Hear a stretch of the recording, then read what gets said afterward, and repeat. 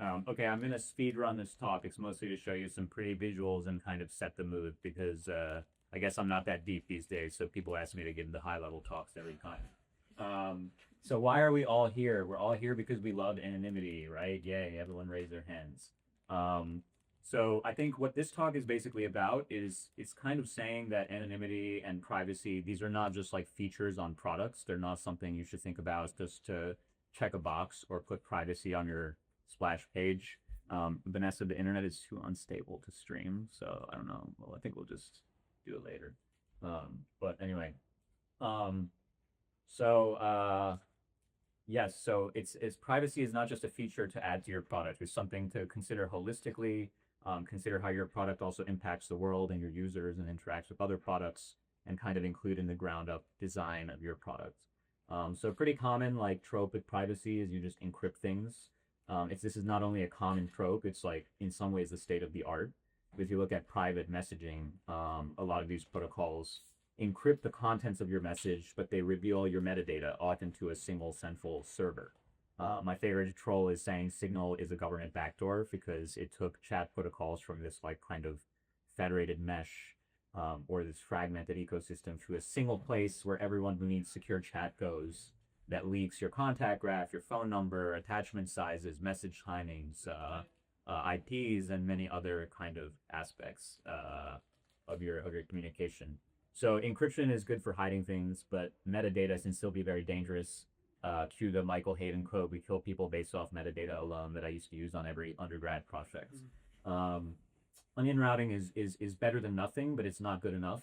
These things are not secure against global passive adversaries. So when we think about the habitat, that's kind of my troll meme. We like to be good citizens of our habitat. If your habitat is an empire, then onion routing is not that useful because it's pretty easy to compromise a high percentage of these nodes, especially over time.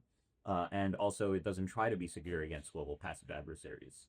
So I think this is an opportunity for us as a cryptocurrency space, as a room full of people that care about this stuff, to actually change this and build protocols that push the status quo maybe one more level into more falsifiable, more robust privacy assumptions. And you'll hear a lot about that today.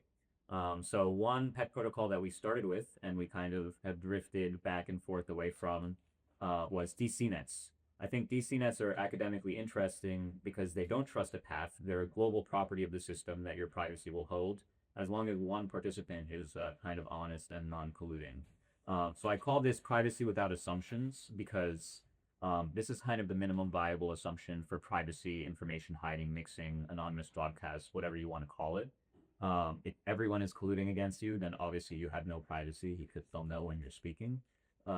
So this is kind of as good as we can get. And my claim here is we should start with this. We're as close to this as we can possibly get. And we should add assumptions, even things like cryptographic assumptions, assumptions on the network, non-collusion assumptions, very carefully one at a time, so that as we need them for certain system properties for the thing to actually work. We shouldn't start with a bunch of assumptions or start with the system property. We should start from privacy. Another way I put this recently is if you're doing like a multi-dimensional optimization of your system, probably privacy is something you want to have as kind of the top line priority over your other kind of security, liveness, correctness, whatever properties. We see this a lot actually in systems we build. So ZipNet is one system that we started from, and that's a system where you're trusting TEEs for liveness and robustness of the system, but not for privacy. So if the world degrades and TEEs break, you don't lose privacy because privacy is still a top line. False privacy is a deadly product. So if you're building anything that uses the word privacy or security or anything like that, regular users are going to misunderstand this, which leads to them being targeted. We see this over and over again. This has happened with pretty much every privacy project out there. So if you're interested in stories, maybe find me in the backyard in the dinner time and if they have some fun. But before 9 p.m. because then we all have to move inside and be quiet.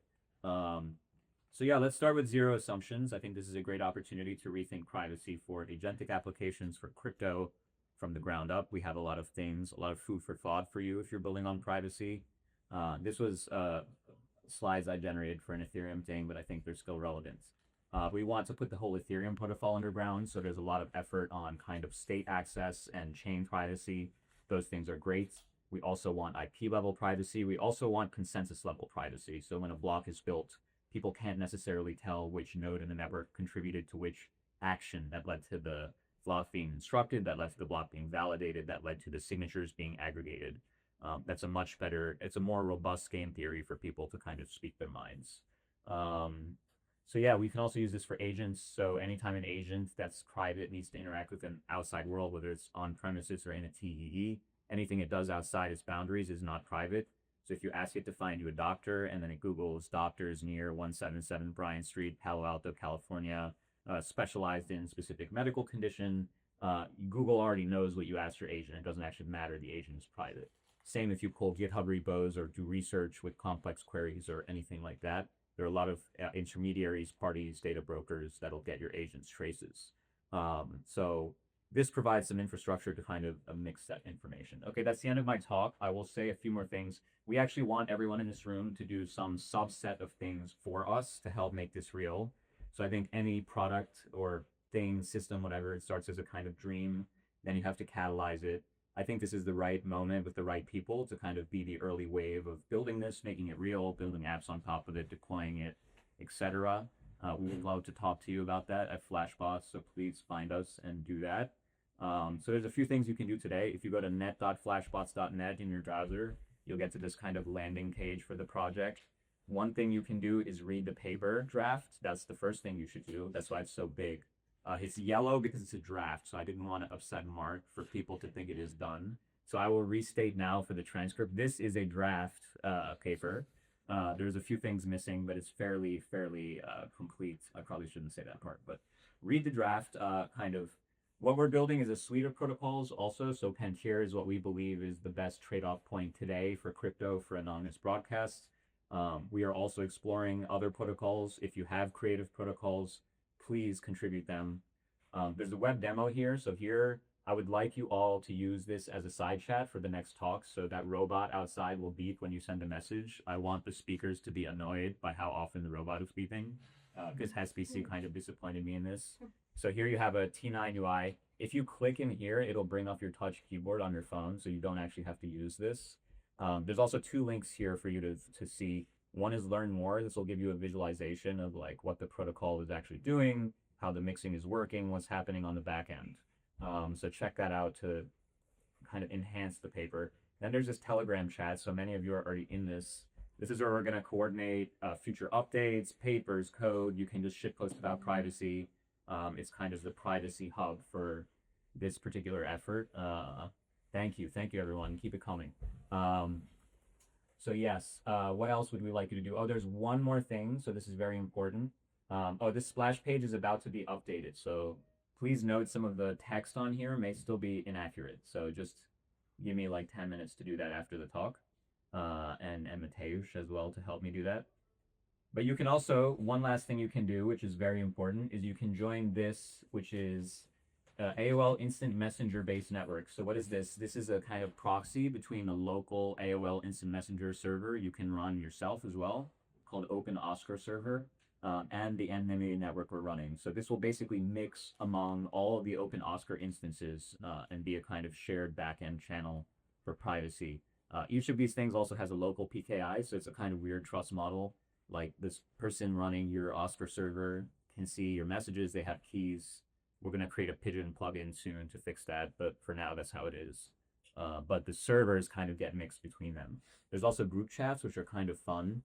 So the way these are set up is these are all in clear text on the anonymous broadcast system, so your IP is hidden, but the message will be public, and there are no usernames, so you'll just show up as the group chat name. So if you want to join this and message me on Phil on net.flashbots.net, that's an AOL server. You can use any AOL client. There's some links on the website if you're curious or you want to scratch that retro itch. And there's also a bot here that explains things to you. This also has more features that are coming that I haven't pushed yet. But so that's what we're doing. Sign up for AOL, use the demo, look into the protocol. But most of all, please build something on top of this, contribute code, protocol ideas, research. Whatever you want to do, there is, I think, a place for it. We need to like all row the boat together and make everything go anonymous. It's going to be sick. Okay, cool. Thanks, everyone.